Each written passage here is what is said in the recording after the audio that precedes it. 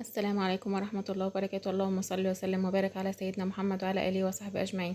النهاردة هنعمل الجلاش أو الفطير الشرقي بدون فرد ولا عجن ولا نعجن أي حاجة. بنعمله كده بالجلاش بطريقة سهلة وبسيطة وحاجة حلوة جدا. هنا معانا أول حاجة هنحضر الحشوة اللي هنحشي بيها الجلاش.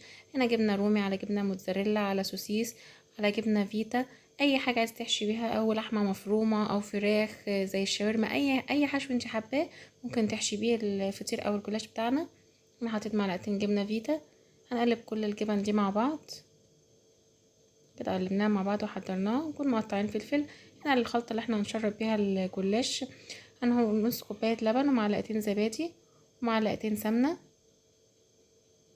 هنقلبهم كده مع بعض كويس، ونحط ربع معلقه بيكنج باودر بيخليها هش وتنفشه.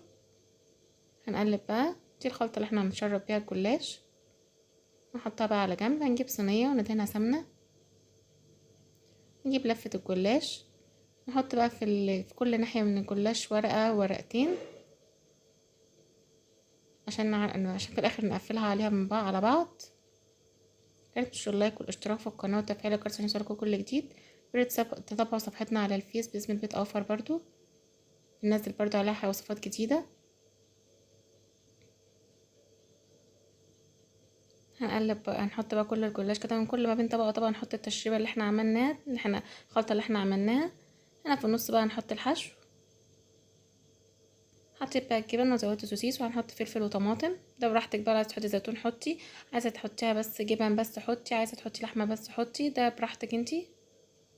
هنقفل بقى كل اللي احنا عملناه تاني زي ما احنا فردنا، هنقفلها عليه وعملنا برضو كل واحده واحده. برضو نحط الخلطه اللي احنا عملناها.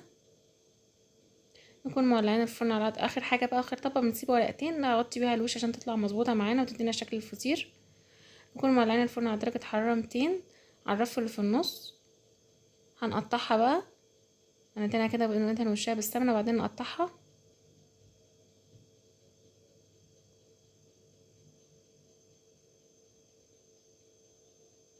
لازم نقطعها قبل ما تخش عشان لما تطلع مش هنعرف نقطعها وتتشرب كل السائل اللي احنا هنحطه.